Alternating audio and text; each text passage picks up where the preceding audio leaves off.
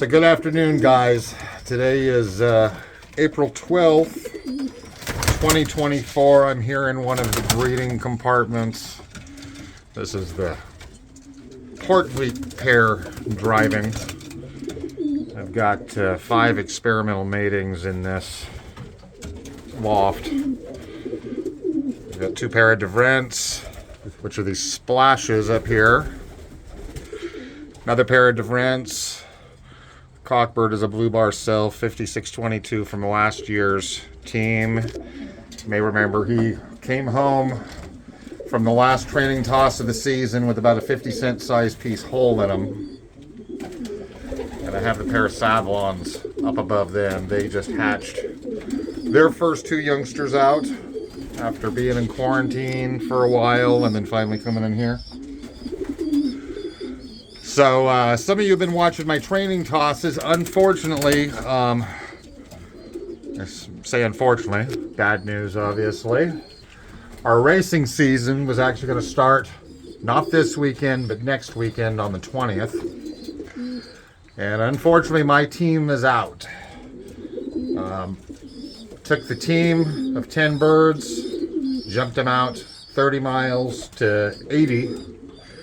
They've been doing really, really well, apart from losing a couple birds here and there. You'll remember I had the one cock who broke the femur after probably hitting a pear tree. He's down in here still in quarantine on his own. He's actually doing really great. Growing all of his feathers back, the legs healing up. He's fine, still on the go. Decided to call him after one of the watchers suggested we're going to call him Purple Heart. Not only did he return home from the war injured, but he was all bruised up on his chest. He was black and blue and purple. So I think Purple Heart's a good name for him. So that happened to him at about 35 miles out. Then we went to 50. The team had done really, really well at 50 miles. They smoked me coming home. And the next toss at 80 miles, what a disaster. And I'm not sure what happened. I jumped out, I made it to Keno. I don't think it was too much of a jump. The weather was pretty good, apart from there were some headwinds. And got home. And out of the 10, I had 2 pigeons here. I had the smoky blue bar hen, who I've always thought, since she was in the nest, I've always thought she was probably the best one I have bred that year. Just going by type and form. She's never been late on me. She's always first drop. Beats me most of the time. There was her, and then interestingly enough, her full sister came in with her. Then I got one Black Widow cock came in. Then I got another hen in. And then I got 2 birds that evening, right before dusk.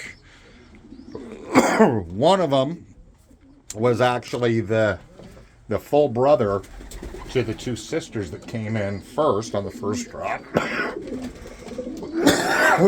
Excuse me, this dust is getting to me.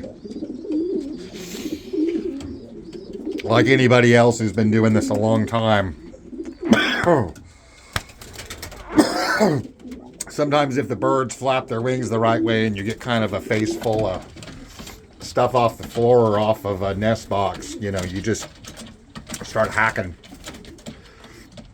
So I got the brother back of the first 2 hens. He came in bashed up. He obviously hit a wire, as best as I can tell. And reviewing the video quality was really, really poor. I had just changed phones, and I forgot to take the lens coating off, the camera filter, and everything had a weird blue hue to it. So it's not very good quality. You can't see much. The sound quality was really terrible from the wind, so there was a headwind. But that cock, who was the brother to those 2 hens who beat me home, he came back. He definitely hit a wire, and it looks like in the video he probably hit it at the toss site. That they went out over a pretty big open area and immediately turned back and flew through some power lines behind me and then flew back through the power lines and then flew back through them again. And there was one bird I noticed in the video. After he went through the lines, he was separated from the others, and I think that was him. He's fine. He came home with a limp. He was gushing a lot of blood, and there were definitely a mark on each foot where it looks like he hit something, but he's fine. He's just kind of hobbling around the race loft now. But that left me, after all was said and done, with 5 pigeons, if I don't count him. 5 birds to go. And unfortunately, it's really expensive to race here.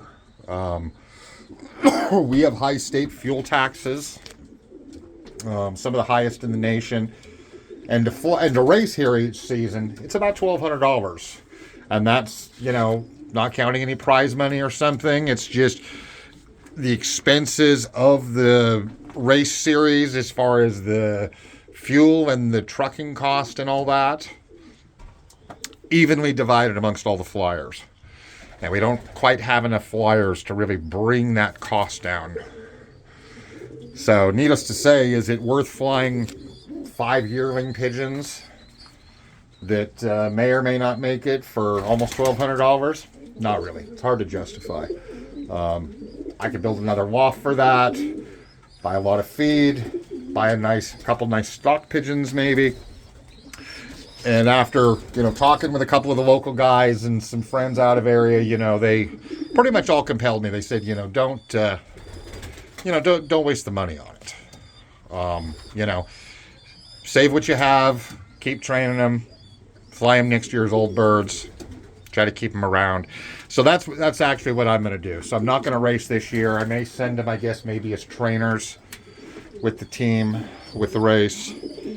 They may let me do that, and I may send them as trainers and just time them home and see what happens. But as far as actually competing this year, racing locally, not going to do it. It's just a lot of the local guys don't think it's fair. If they have 30 pigeons left and I have 5 and I'm paying the same price, and it's just kind of an unfair advantage, a handful of yearlings versus a lot of old birds. So it just kind of is what it is. It's really disappointing, but it is what it is. And basically the race course just cut them up. I had a lot of flyaway losses when I was settling birds earlier in the year, getting them started. Had a lot of settling losses, and that really hurt me really badly. I probably lost well over half of what I bred just during settling.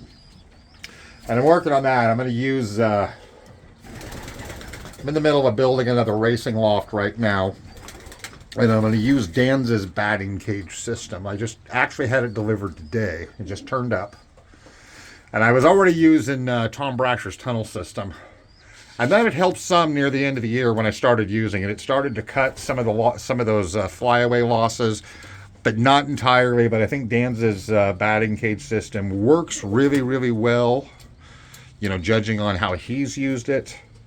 In one of his last videos, he mentioned he'd done the first few rounds. I think he'd done the first round with the batting cage, and he had really good results, and then he didn't use it for the second and third rounds, and he had more mixed results settling young birds. And I definitely think, from an observation standpoint, I think it really works, and we're gonna test that here pretty soon. Like I said, I'm in the middle of building another racing loft, and I've got the batting cage all ready to go. Just need to put it up once the loft is up. So we're gonna see how that goes. But that's going to be the focus right now. Is I'm going to focus on the young birds, getting them trained up, try to train them out early, try to get them going before the heat settles in, and then immediately once the cooler weather starts in the fall, get them right back out there and be well prepared for next year and have plenty to absorb the losses. That's kind of the name of the game here. Super tough race course, and everybody loses a lot of pigeons. And if you don't have enough, come this time of year, you just don't have enough. And that's, I thought maybe the local guys would be disappointed, because obviously where I'm, was intending to race, I've got money going forward into the pot to help pay for everything. And if one person can't race, it increases the price for everybody else because they kind of have to cover what that person would have covered, and nobody was disappointed. They're just kind of like, well, these are the breaks. These are the breaks for racing. But, it's disappointing, but it is what it is. I had a conversation here with a friend of mine, Bob Prisco, back in New Jersey, who's been a long time, who was a long time flyer, used to send a lot of birds to Asia, really famous name in Asia. And he said, it's probably not the pigeons. He says it's just the situation. He says, you started with really good stuff, and he said, you're just losing too many. And he said, you got too much of the element of the hawks and the race course and all that. I am going to get a few HVRs from Bob to work with. He's had them for years, and I do admire him, so I figured, I'll try another family and see how they compare to the rest. But, he doesn't think they're going to be any better than the rest of them. But it's still just an experiment, having another family. But that's kind of what it is. If you don't breed enough and the course is tough, you're not going to have enough pigeons left at the end of the year. So it's kind of like dealing with rovers again, only at least there's a few left. At least there's a few. One of those hens, a couple tosses ago, one of the hens that went missing, she was an old bird. She'd been through those areas, and she didn't make it. So it's interesting. But that is it for that. I'm not going to lose sleep over it or anything. It's just spilled milk. It is what it is. The chips fall where they may. I kind of, promised myself earlier in the year, I had told the locals, I said, if I'm down to only 5 or 6 pigeons, I'm still going to compete. But, kind of after talking it over with a few of them and some other people that, whose opinion I respect, I just decided, what? From a practicality standpoint, when you're putting that much resources out, it's not worth only flying 5. Especially when those 5, they still haven't been out to the 100-mile station. I was getting ready to go out to Lorella, which was going to be the 110-mile station. I was going to do that this week, or this weekend. Probably Sunday was my plan, which I may still do. I may still take them out to Lorella. But, I could lose a few more, jumping another 30 miles out. You never know. And, there may only be 2 or 3 left by that time. Who knows? And as a lot of them pointed out, you're probably going to lose more pigeons along the course, and you'll be down to, even if you have a couple of, good ones, you may be down to 1 pigeon by the time you hit 300 miles, or you may be down to none. And it's just kind of the way the game works here locally. People lose a lot of pigeons. Everybody loses piles of pigeons. It can't be helped. It doesn't seem to matter what people's training methods are. It doesn't seem to matter what the bloodline is. It's just the course, and I think it's just the fact that, we have to fly over the Cascades. In the Cascades, you're coming out of that high desert, and then they got to climb. And I think the climb is what got them, especially where there was a headwind involved on the last toss. I think just the combination of having to climb over the Cascades and combination of that and the headwind, that was just too much. Because other than that, the conditions were beautiful. It was blue skies, a couple little clouds, very nice. There was 0 chance of rain that day. There was no rain. But they didn't make it anywhere. So you never know. K factor seemed to be all right. They just didn't make it. And a lot of people I know, they said, hey, they'll come in the 2nd day, the 3rd day. Well, we're on day 4. And the ones that are missing, they're still not here. They're gone. But that's kind of the update today, so not going to race this season. Probably send what I have maybe as trainers, complete the training toss to Lorella, do the 100 miles, maybe send them on training, time them in, see what happens. Maybe I'll kick myself. The Smoky Blue Bar seems like she is a really, really good pigeon. She could actually time back really well, and I may kick myself and go, Gee, I was dumb. I should have, went ahead and raced instead of just trained with the club. But we'll see what happens. So that is it, guys. I will talk to you next time. We've got a lot of young birds coming up. I'll show some of them here pretty soon.